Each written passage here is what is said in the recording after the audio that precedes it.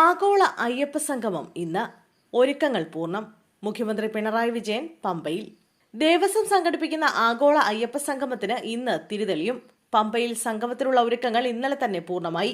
അയ്യപ്പ സംഗമത്തിൽ പങ്കെടുക്കാനായി മുഖ്യമന്ത്രി പിണറായി വിജയൻ ഇന്നലെ രാത്രി 8 പമ്പയിലെത്തിയിരുന്നു. പമ്പയിലാണ് മുഖ്യമന്ത്രി തങ്ങിയത്. സംഗമത്തിൽ തമിഴ്നാട് സർക്കാർ മാത്രമാണ് അതിഥിയാകാനുള്ള ദേവസ്വം ബോർഡിന്റെ ക്ഷണം സ്വീകരിച്ചത്. ഇതുകൂടാതെ കേരളത്തിലെ മന്ത്രിമാരും ഉദ്യോഗസ്ഥരും മാത്രമാണ് ചടങ്ങിലെ മറ്റ് ക്ഷണിതാക്കൾ. UDFും BJPയും അയ്യപ്പ സംഗമത്തിൽ പങ്കെടുക്കില്ലെന്ന് അറിയിച്ചിട്ടുണ്ട്. ശബരിമല അയ്യപ്പന്റെ 4 കിലോ സ്വർണം അടിച്ചുമാറ്റിയതിന്റെ പാപം തീർക്കാനാണ് അയ്യപ്പ സംഗമമെന്ന് പ്രതിപക്ഷം ആരോപിച്ചിരുന്നു. എന്നാൽ സംഗമം ബഹിഷ്കരിക്കുന്ന പ്രതിപക്ഷം ജനങ്ങളിൽ നിന്ന് ഒറ്റപ്പെടുമെന്ന് ദേവസ്വം മന്ത്രി VN വാസവൻ പറഞ്ഞു. ഇതിനിടെ ആഗോള അയ്യപ്പ സംഗമത്തിന് പോകാൻ ക്ഷേത്ര ഫണ്ട് ഉപയോഗിക്കാമെന്ന മലബാർ ദേവസ്വം ബോർഡ് ഉത്തരവിന് ഹൈക്കോടതി സ്റ്റേ വന്നത് സർക്കാരിന് തിരിച്ചടിയായി.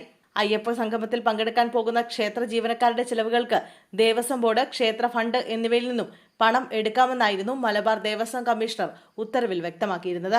ഇത് ചോദ്യം ചെയ്ത് കാസർഗോഡ് നീലേശ്വരം സ്വദേശിയാണ് ഹൈക്കോടതിയെ സമീപിച്ചത്.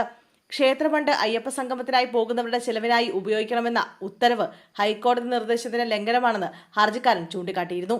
ഹർജി പരിഗണിച്ച കോടതി ക്ഷേത്രത്തിന്റെ തനത് ഫണ്ട് എന്തിന് ഇക്കാര്യത്തിന് ഉപയോഗിക്കുന്നുവെന്ന് ചോദിച്ചു. എന്തിനാണ് ഇങ്ങനെ പണം ചിലവഴിക്കുന്നതെന്നും കോടതി ചോദിച്ചു.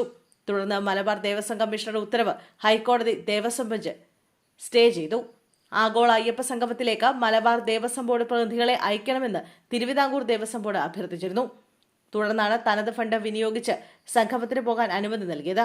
അയ്യപ്പ സംഗമമെല്ലാം സ്പോൺസർഷിപ്പ് വഴിയാണെന്നും മറ്റു ദേവസ്വം ഫണ്ടുകൾ സംഗമത്തിനായി ഉപയോഗിക്കുന്നില്ലെന്നും സർക്കാർ കോടതിയിൽ ഉറപ്പു നൽകിയിരുന്നു.